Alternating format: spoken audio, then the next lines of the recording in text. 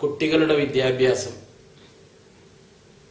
അവരുടെ വീട്ടിലെ പെരുമാറ്റം തുടങ്ങിയ വിഷയങ്ങളെപ്പറ്റി ഇതിനു മുന്നേ ഞാൻ പറയുകയുണ്ടായിട്ടുണ്ട്. 3 കാര്യങ്ങൾ മാത്രം അതിനോടനുബന്ധിച്ച് ഞാൻ പറഞ്ഞുകൊള്ളട്ടെ. ഹോംവർക്ക് ചെയ്യാൻ ബുദ്ധിമുട്ടുന്ന ഒരു കുട്ടി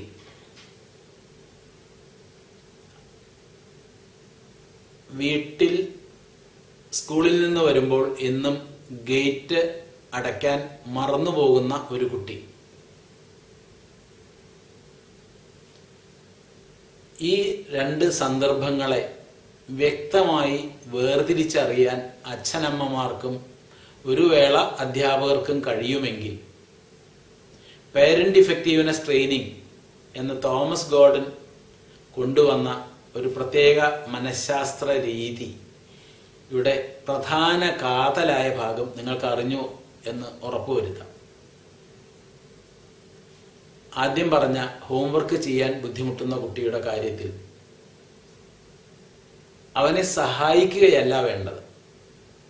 അവൻ്റെ ബുദ്ധിമുട്ട് മനസ്സിലാക്കി അവൻ പറയുന്നതിന് ഒരു ലിസണിങ്, അത് കേട്ടു എന്ന്, ശ്രദ്ധാപൂർവം കേട്ടു എന്ന് അയാളെ ബോധ്യപ്പെടുത്തുകയാണ് വേണ്ടത്. ആൾജിബ്ര ചെയ്യാൻ ബുദ്ധിമുട്ടുണ്ട്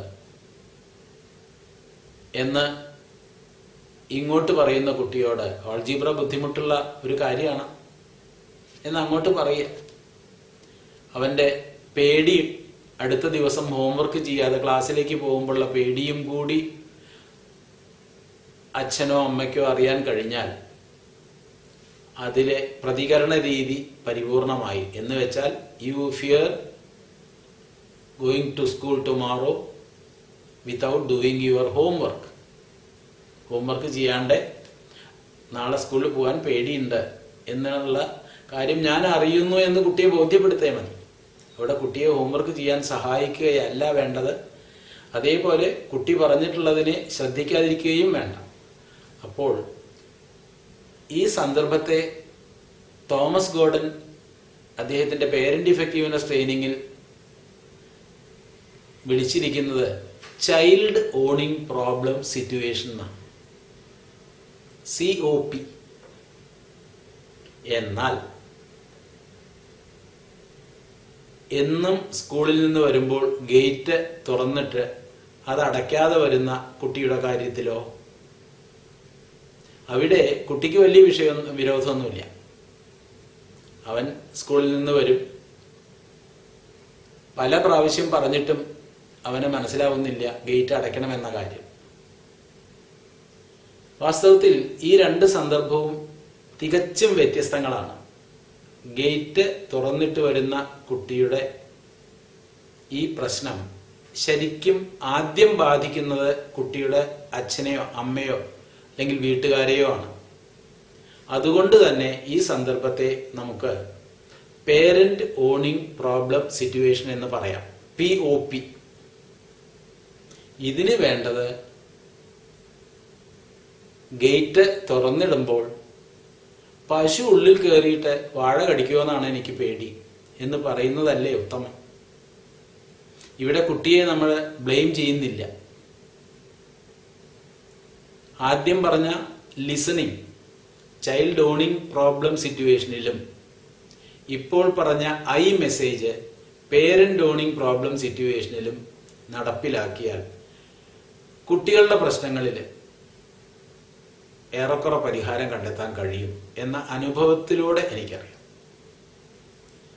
ഒരു പോയിന്റ് കൂടി ഞാൻ പറഞ്ഞുകൊള്ളട്ടെ. ഇന്ന് ഏറ്റവും അധികം ബുദ്ധിമുട്ടുള്ളത് കുട്ടികൾക്ക് പഠിക്കാൻ അവർക്കൊരു പ്രോത്സാഹനം കിട്ടുന്നില്ല, അവർ രാവിലെ എഴുന്നേൽക്കുന്നില്ല എന്നൊക്കെ പറഞ്ഞുള്ള പരാതി ധാരാളം കേൾക്കാനുണ്ട്. ഇതിനെനിക്ക് പറയാനുള്ളത്, പ്രായം നോക്കിക്കൊണ്ട്, പ്രത്യേകിച്ചും ഒരു ടീനേജിലൊക്കെ ഉള്ള കുട്ടിക്ക് സ്വയം തീരുമാനമെടുക്കാനുള്ള കഴിവാണ് കൂടുതൽ ഉണ്ടാക്കേണ്ടത്. അയാളെ നിർബന്ധിച്ച് പഠിക്കാൻ പ്രേരിപ്പിക്കുകയും ഇരുന്ന് പഠിപ്പിക്കുകയുമല്ല വേണ്ടത്. ഞാൻ ഇടയ്ക്ക് പറയാറുണ്ട്, അധ്യാപകരോടും അച്ഛനമ്മമാരോടും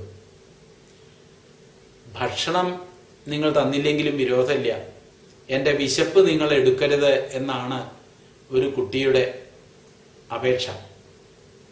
ഇവിടെ ആ വിശപ്പ്, ആ പഠിക്കാനുള്ള ത്വര നിലനിർത്താൻ നാം ശ്രദ്ധിക്കുക തന്നെ വേണം.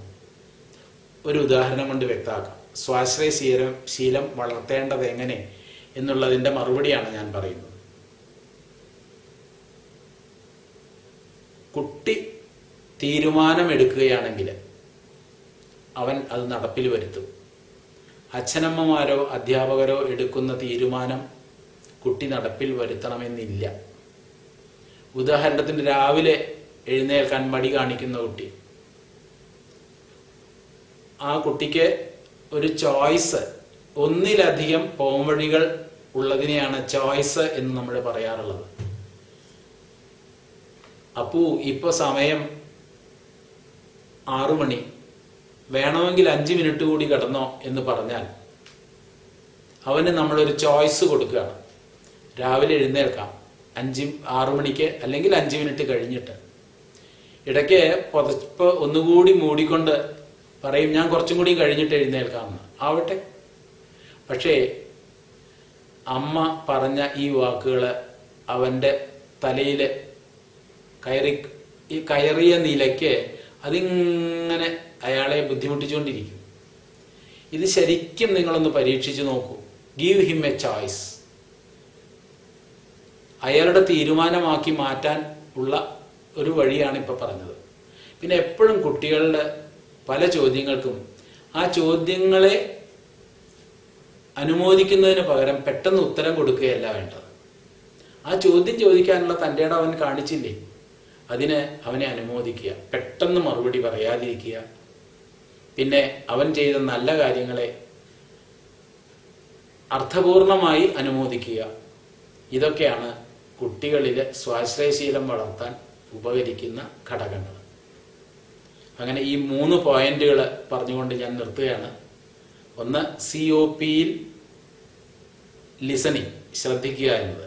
POPയിൽ ഐ മെസ്സേജ്, കുട്ടികളുടെ സ്വാശ്രയശീലത്തിൽ ഒരു ചോയ്സ് കൊടുത്ത് അവരെ കൊണ്ട് തന്നെ തീരുമാനം എടുപ്പിക്കുക. ഈ 3 കാര്യങ്ങൾ പറഞ്ഞുകൊണ്ട് ഞാൻ അവസാനിപ്പിക്കട്ടെ.